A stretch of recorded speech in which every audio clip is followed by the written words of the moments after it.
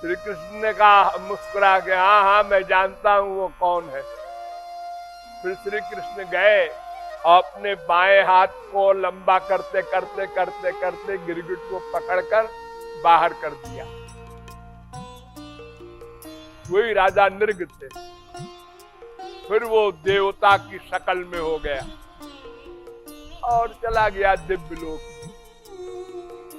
वो नृग थे। उन नृग के लड़के थे, उनका नाम था सुचंद्र। सुचंद्र ये भी सिद्ध महापुरुष थे और राजा भी।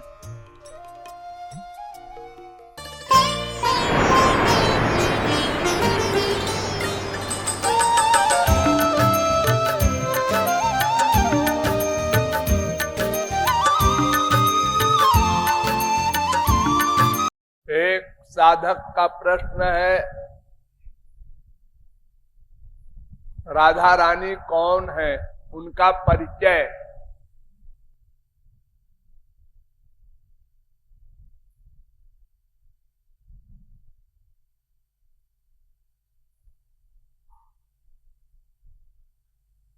शास्त्रों वेदों में राधा रानी का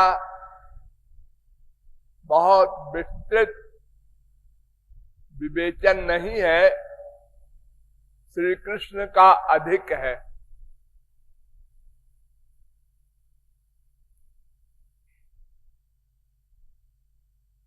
श्री कृष्ण कौन है अगर ये समझ में आ जाए तो राधा का परिचय मिल जाए।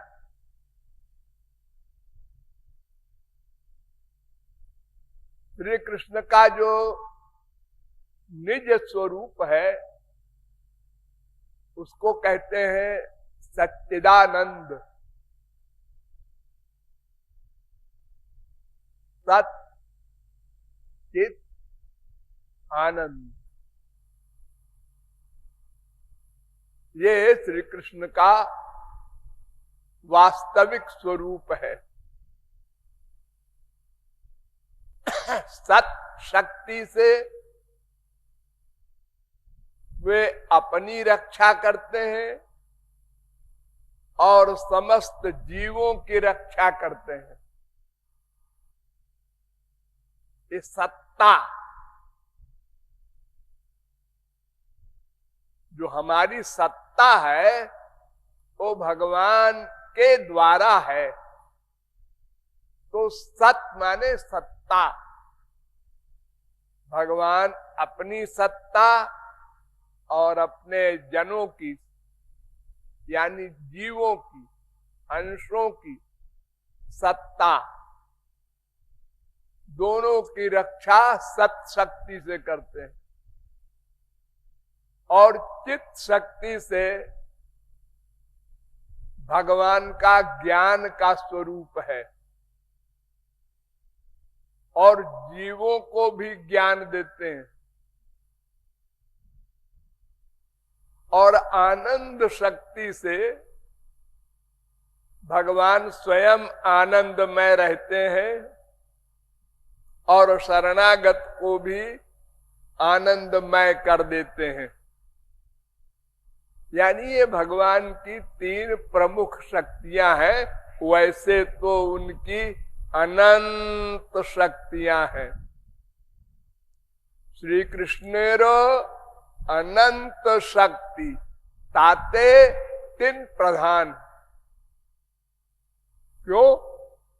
सत्चित आनंदमय कृष्णेर स्वरूप अतएव स्वरूप शक्ति होए तीन रूप।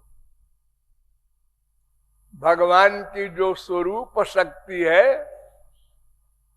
उस स्वरूप शक्ति से ये सत संधिनी बन जाती है, चित संबित बन जाती है और आनंद लादिनी बन जाती है। यानी सत से अधिक इंपॉर्टेंट चित, चित से अधिक इंपॉर्टेंट आनंद। इसलिए भगवान का एक नाम है सच्चिदानंद, और शार्ट में संक्षेप में कहे तो चिदानंद। सत अंडरस्टूड है, और शार्ट में कहे तो आनंदो ब्रह्मेति बेजानात, खाली आनंद। तो सत चित दोनों आनंद के अंतर्भुक्त है। तो सबसे इंपॉर्टेंट आनंद है। हम लोग भी अपने हिसाब से सोचें, हम जीवन चाहते हैं सत शक्ति के कारण, ज्ञान चाहते हैं चित्त के अंश होने के कारण, आनंद चाहते हैं आनंद शक्ति के अंश होने के कारण। लेकिन जीवन और ज्ञान ये दोनों आनंद के आगे कुछ महत्व नहीं रखते। अगर हम समझ लेते हैं आनंद नहीं मिलेगा तो हम जीवन को समाप्त कर देते हैं, पागल हो जाते हैं। हम सच्चित को नहीं चाहते। तो आनंद के लिए ही सत है, चित है। यानी सत चित दोनों विशेषण है, आनंद विशेष्य है। सत आनंद, चित आनंद। सत माने होता है नित्य, आनंद नित्य है, और चित माने आनंद चेतन है। तो सत चित से परे आनंद है, उसमें सत चित दोनों अंतर्भुक्त हैं। इसलिए आप केवल आनंद चाहते हैं, आनंद के लिए और सब कुछ चाहते हैं। तो आनंद ब्रह्म का सार, उसकी प्रमुख शक्ति लादिनी है। लादिनी शक्ति के अंडर में सब शक्तियां होती हैं। संधिनी, संबित और भी जितनी शक्तियां हैं वो सब लादिनी शक्ति के अंडर में होती है। इसी को स्वरूप शक्ति कहते हैं, योग माया कहते हैं, पराशक्ति कहते हैं, अंतरंगा शक्ति कहते हैं। तो लादिनी शक्ति सर्वोच्च शक्ति, इसी शक्ति के बल पर भगवान एक कूड़ा कबाड़ा संसार बनाकर और हमारे कूड़ा कबाड़ा कर्मों को नोट करते हुए भी सदा आनंदमय रहते हैं। उस लादिनी शक्ति का भी सार है एक तत्व, उसको प्रेम कहते हैं। प्रेम इतनी ऊंची अवस्था वाला वो तत्व है प्रेम, जिसके अंडर में भगवान हो जाते हैं। उसको हम संसार में प्रयोग करते हैं कूड़ा कबाड़ा गधों के आसक्ति वाले स्वरूप में। हम माँ से प्रेम करते हैं, बाप से प्रेम करते हैं, बीबी से प्रेम करते हैं। ये प्रेम कितनी बड़ी चीज है कि बड़े बड़े योगींद्र मुनींद्र करोड़ों वर्ष तप करके भी नहीं प्राप्त कर सकते। साधनौघैरना संगैरलभ्या सुचिरादपि, करोड़ों साधनों से, निष्काम साधनों से और करोड़ों कल्प तक भी कोई प्रयत्न करे तो भक्ति या प्रेम अलभ्य है।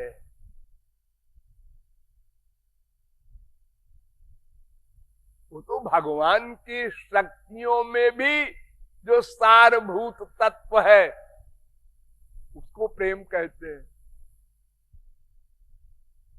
मन के अटैचमेंट को प्रेम नहीं कहते। मन का अटैचमेंट तो सब करना जानते हैं, पशु पक्षी कीट पतंग सब जानते हैं।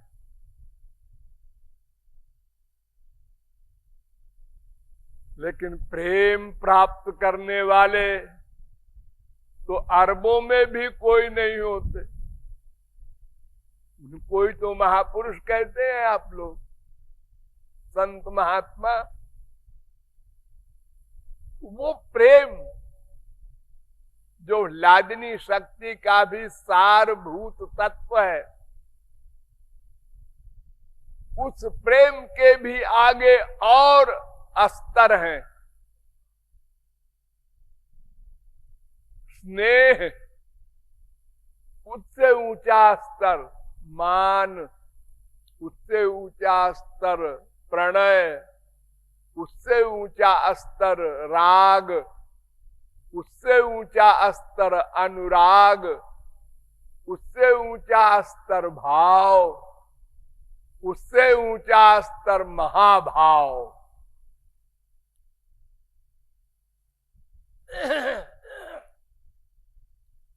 तो महाभाव ये जीवों के लिए सबसे ऊंचा स्थान है। कोई जीव आनंद जो ब्रह्मानंद होता है, निर्गुण निर्विशेष निराकार का ब्रह्मानंद, वो सबसे नीचे होता है, अनंत मात्रा का होता है। वो पाके छीना नहीं सकता, सदा रहता है। स्पिरिचुअल हैप्पीनेस है, लेकिन वो सबसे नीचे है। और सबसे ऊंचा आनंद का रस है महाभाव। ये निष्काम भाव, माधुर्य भाव और समर्थारति वाले महापुरुषों को मिलता है। यानी सिद्ध महापुरुषों में भी किसी को मिलता है। अगर किसी का गुरु महाभाव की अवस्था वाला हो तो उसकी शरणागति से कोई जीव महाभाव स्तर तक पहुंच सकता है। यहां गोपियां पहुंची थी और अनंत जीव पहुंचे। अनंत कोटि ब्रह्मांड में आज भी पहुंच रहे हैं। ये महाभाव दो प्रकार का होता है, रूढ़ महाभाव, अधिरूढ़ महाभाव। तो रूढ़ महाभाव तो निम्न क्लास का है, अधिरूढ़ महाभाव श्रेष्ठ क्लास का महाभाव है। और अधिरूढ़ महाभाव भी दो प्रकार का होता है, एक मोदन, एक मादन। ये दोनों मिलन की अवस्था के आनंद है। मोदन मादन, ये प्रमुख रूप से दोनों रस राधा कृष्ण को मिलते हैं। ये मोदन रस वियोग में मोहन बन जाता है, उसका नाम मोहन पड़ जाता है। ये मोहन रस भी दो प्रकार का है, एक उद्घूर्णा, एक चित्रजल्प। तो उद्घूर्णा मोहन से भी ऊंचा है चित्रजल्प। चित्रजल्प 10 प्रकार का होता है, संजल्प, विजल्प, आजल्प, अवजल्प, अभिजल्प, प्रतिजल्प। ये भ्रमर गीत है। यहां तक अंतिम प्रेम है ठाकुर जी का, श्याम सुंदर का, चित्रजल्प तक। इसके आगे है मादन रस। मादन नाम है, वहां श्री कृष्ण भी नहीं गए, ललचाते रहते हैं। वही मादन रस रूपा राधा रानी है। इसलिए श्री कृष्ण राधा रानी के पीछे पीछे भागते हैं। ऐसे ही राधा के पास मादन रस है। उस मादन रस को पाने के लिए मोदन और मोहन रस वाले श्याम सुंदर लालायित होकर भागते रहते हैं। ये तो मैंने आध्यात्मिक परिचय बताया राधा, और भौतिक परिचय भी होता है, संसारी परिचय जिसे कहते हैं लोग। जैसे आप लोग हैं, आप लोगों का एक परिचय तो आध्यात्मिक होता है कि आप जीवात्मा हैं, भगवान के अंश हैं, अणु है, कर्ता है, भोक्ता है, ज्ञान स्वरूप है, ज्ञाता है। ये तमाम परिभाषाएं हैं आपकी।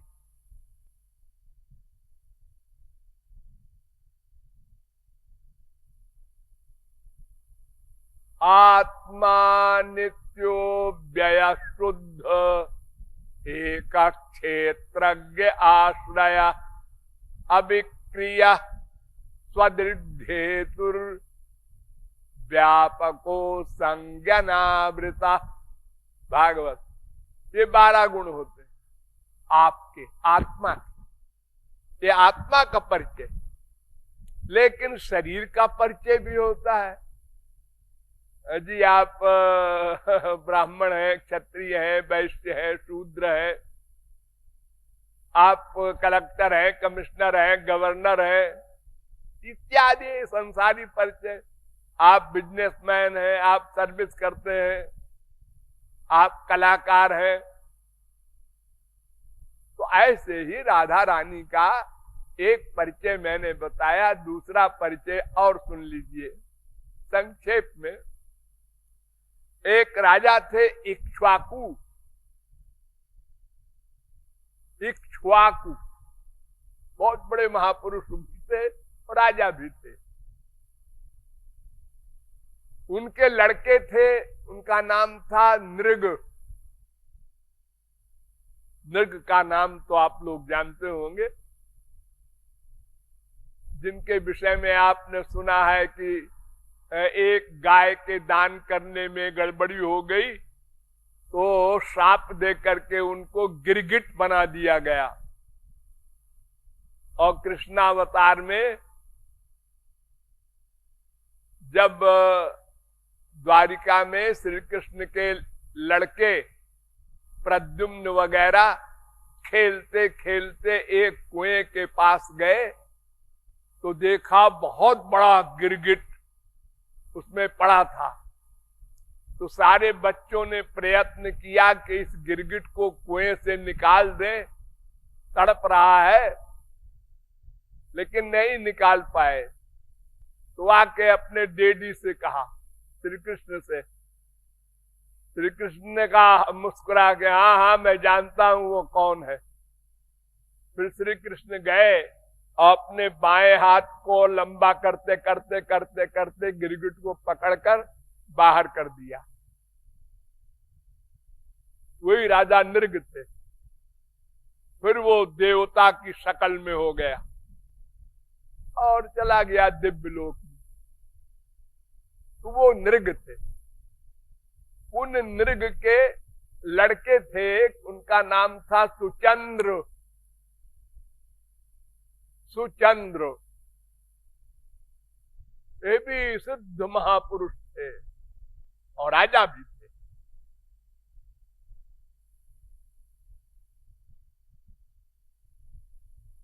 और अर्जमादि पितृलोक के पितर थे। उनके 3 मानसी कन्याएं थी, माने मन से पैदा हुई। उन्होंने सोचा कन्या पैदा हो जा, आ गई सामने कन्या। फिर सोचा कन्या एक और आ जा, आ गई सामने। फिर सोचा एक कन्या और आ जा, आ गई सामने। 3 कन्याएं प्रकट हो गई। एक का नाम था कलावती और एक का नाम था मेनका। वो स्वर्ग वाली मेनका नहीं, ये दूसरी मेनका है। और एक का नाम था रत्नमाला। ये 3 मानसी पुत्रियां थी। तो कलावती तो सुचंद्र को दे दी गई, नृग के लड़के को, और रत्नमाला विदेह जनक को दे दी गई, उनसे ब्याह हो गया। और मेनका का विवाह हिमालय से हो गया। तो रत्नमाला से तो जानकी प्रकट हुई, जानकी की मां है वो। और हिमालय की पुत्री आप जानते ही हैं, मेनका की पुत्री पार्वती है। और ये सुचंद्र को कलावती दी गई। तो सुचंद्र और कलावती ब्रह्मचर्य रह करके तपश्चर्या करने गए और 12,000 वर्ष तक तपश्चर्या किया। देवताओं के 12,000 वर्ष, 3,60,000 वर्ष हम लोगों का, देवताओं का 1,000 वर्ष होता है। तो 43,20,000 वर्ष का हम लोगों का, देवताओं का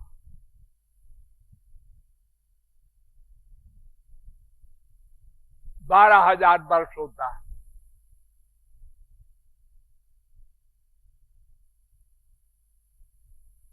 इतने दिन तक तप किया ब्रह्मा।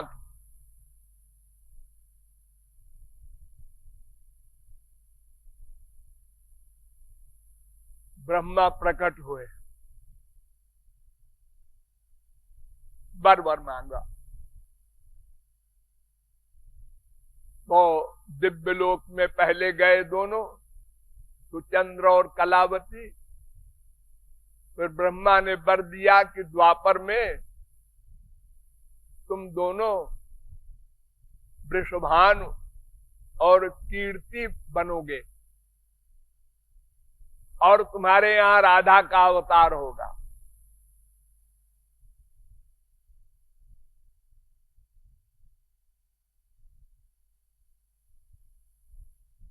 ये वरदान दे दिया। तो सुरभानु राजा थे, उनके घर में सुचंद्र प्रकट हुए वृषभानु के नाम से। सुरभानु के लड़के वृषभानु। और एक भलंदन थे मुनि, उन्होंने बहुत बड़ा यज्ञ किया, तो उनके यज्ञ कुंड में कलावती प्रकट हुई।